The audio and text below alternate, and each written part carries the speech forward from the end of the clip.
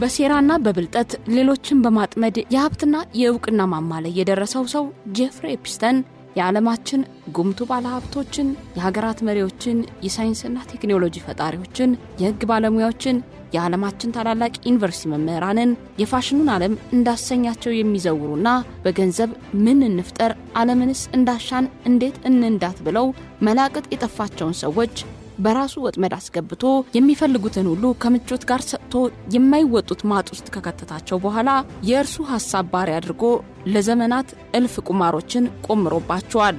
ዓለም ከሰማው በላይ ያልተሰሙ ብዙ ሴራዎችን ጎንጉኖ ለሀገራት መፍረስ ጭምር አማጭ ምክንያት ሆኖ የኖረው ሰው ጄፍሪ ኤፕስተን ታሪክ እንዲሁ በቀላሉ ተነግሮ ይሄ ነው ተብሎ የሚደመደምለት እንዳይደለ በክፍል 1 ያቀረብነው ታሪክ ያሳያል። ለዛሬ የታሪኩን ሁለተኛና የመጨረሻ ክፍል ይዘንላችሁ ቀርበናል። ኢየሩሳሌም ብርሃኑ ነኝ። ኤፕስተን ለማክስዌል የገንዘብ ድጋፍና የቅንጦት ሕይወት ሰጣት። እሷ ደግሞ በምላሹ ማህበራዊ መሰላሏንና ልዩ ችሎታዋን ተጠቅማ ልዑል አንድሪውን ጨምሮ ከብሪታንያ የንጉሥ ቤተሰቦች ከዓለም መሪዎችና ታዋቂ ሰዎች ጋር አስተዋወቀችው። ከታዋቂ ሰዎች ጋር በነበራት ግንኙነት ችሎታዋን ተጠቅማ ታዳጊ ልጃገረዶችን በማጥመድና ወደ ኤፕስተን በማምጣት ረገድ ቁልፍ ሚና ተጫውታለች። ከሴትነቷ ባሻገር በዓለም ታዋቂ የሆነ ቤተሰብ ልጅ መሆኗም በልጃገረዶቹ በቀላሉ እንድትታመን አደረጋት። ተመልምለው የሚመጡት ወጣት ሴቶች ለሚፈለጉት አገልግሎት የምታሰለጥን በጄፍሪ ኤፕስተን የወንጀል ድር ውስጥ ጠንካራ ክር የእሱም ቀኝ እጅና ዋነኛ አስተባባሪ ሆነች።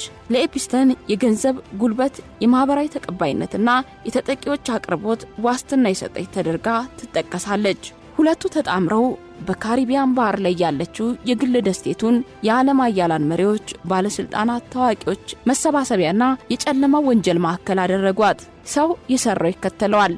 ደግ ብንሰራ ደግ ስራችን አሻራው አይጠፋም። ክፉ ስንሰራም ለጊዜው ይዳፈን ይሆናል እንጂ መጋለጡ አይቀሬ ነው።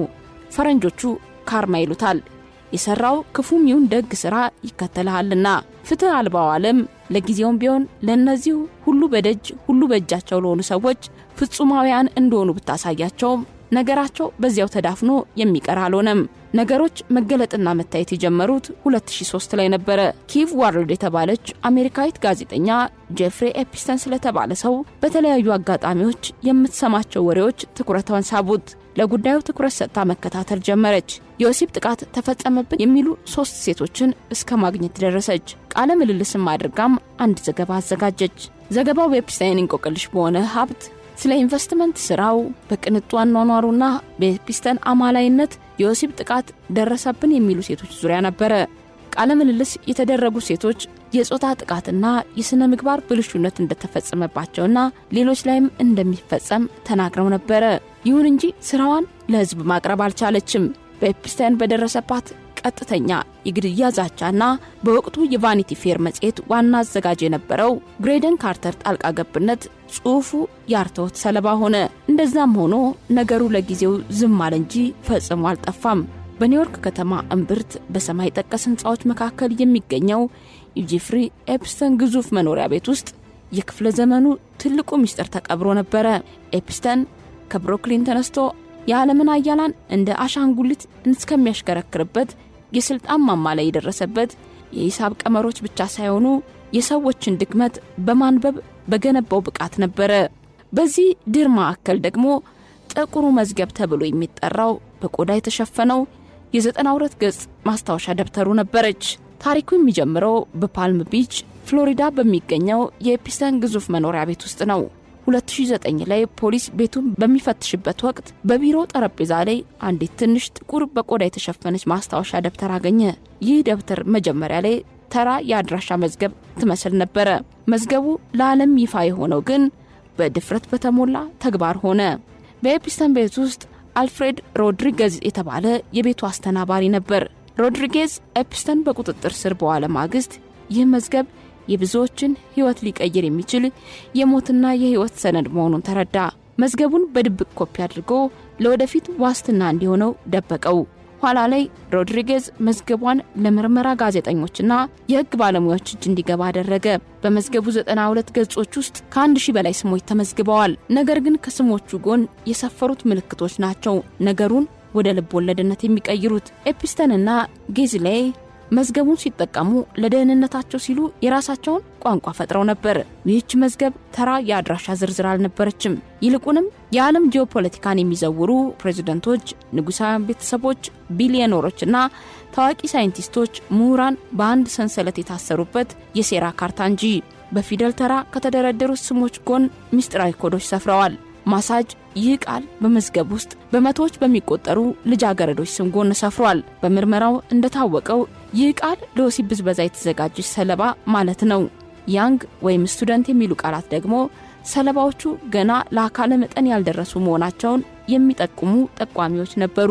የበረራ ኮዶች ፒኤንኤፍ እነዚህ ምልክቶች እንግዶች በየትኛው አውሮፕላን ፓሪስ፣ ኒውዮርክ፣ ፍሎሪዳ እንደተጓዙና በየትኛው መኖሪያ ቤት ውስጥ አገልግሎት እንደተቀበሉ የሚለዩባቸው ምስጢራዊ ቁልፎች ናቸው። አንዳንድ ታዋቂ ፖለቲከኞች ስም ደግሞ ተከቦ ይገኛል። ይህም ያ ሰው በጥብቅ መያዝ ያለበት ወይም በቪዲዮ ማስረጃ የተሰበሰበበት መሆኑን የሚያሳይ እንደሆነ ይገመታል። እነዚህ ቃላት ለተራ አንባቢ አገልግሎትን የሚጠቁሙ ቢመስሉም በኤፕስተን ጨለማ ዓለም ውስጥ ግን የንጹሃን ታዳጊ ልጃገረዶችን ሕይወት እንዳይሆን ለማድረግ የሚውሉ የወሲብ ንግድ ኮዶች ነበሩ። መዝገቡ ድፍረት በተሞላበት ተግባር በአልፍሬዶ ሮድሪጌዝ በተባለ የቤት ጠባቂ ኮፒ ተደርጎ ለዓለም ይፋ እስከሆነበት ቀን ድረስ ብዙዎችን እንቅልፍ የነሳ የሞትና የሕይወት ሰነድ ሆኖ ቆይቷል። እውነትና ንጋት እያደር ይጠራል እንዲሉ በየትኛውም ምድራዊ ኃይል የማይደበቀው የንጹሃን ሰቆቃ በመጨረሻም ሰሚ አግኝቶ ሰውየው ሕግ ፊት ቀረበ። ኤፕስተን በ2005 በፓልም ቢች በሚገኘው ቤቱ የ14 ዓመት ሴት ልጅ ላይ ጥቃት ማድረሱን በመግለጽ ተከሰሰ። ፖሊስ ቤቱን ሲፈትሽ የታዳጊ ሴቶች ምስል ተገኙ። ማያሚ ሄራልድ ጋዜጣ ባወጣው ዘገባ መሰረት ኤፕስተን በታዳጊ ሴቶች ላይ የፈጸመው ብዝበዛ ከዓመታት በፊት የጀመረ እንደሆነ ተገነዘበ። ኤፕስተን በፌደራል ደረጃ ሊቀርብበት ከሚችለው ክስ በገንዘብ ኃይል $105 ሚሊዮን ከፍሎ ፍትህን አጨለመባት። የዕድሜ ልክ እስራት ሊፈረድበት ሲገባ ለ18 ወራት ብቻ እንዲታሰር ተወሰነበት። እስሩን አስቂኝ የሚያደርገው በእስራቱ ወቅት በቀን ለ12 ሰዓት ያክል ወደ ቢሮው እየሄደ እንዲሰራ ይፈቀድለት ነበረ። ከ13 ወራት የይስሙላ እስር በኋላ ከእስር ተለቀቀ። ከዚያ በኋላ የነበሩት የኤፕስተን ዘመናት አንድ አይኑን ጨፍኖ አንድ አይኑን ገልጦ የሚተኛበት ነበር። እንደዛም ሆኖ መደበኛ ስራውን እያከናወነ ምንም እንዳልተፈጠረ ሆኖ ለማስቀጠል ቢሞክርም ነገሮች እንደታቀዱት መሆን ሳይችል ቀርተው በግል ጀቱ ከፓሪስ ሲመለስ በቁጥጥር ስር ውሎ ምርመራ እየተደረገበት ሳለ በአንድ ምሽት ባልተጠበቀና ባልታሰበ ሁኔታ ራሱን አጠፋ ተብሎ የግብረ አበሮቹ ቅሌትና ወንጀሉ አብሮ እንዲቀበር ለማድረግ ጥረት ቢደረግም ከሰሞኑ በምድር አሜሪካ እየሆነ ያለው ግን በተቃራኒው ነው። ኤፕስተን ያደረጋቸው በሚሊዮን የሚቆጠሩ የኢሜል ምልልሶች፣ ተንቀሳቃሽ ምስሎችና ፎቶግራፎች ይፋ እየተደረጉ ተጎጂዎችም ፍትህ እየጠየቁ ነው።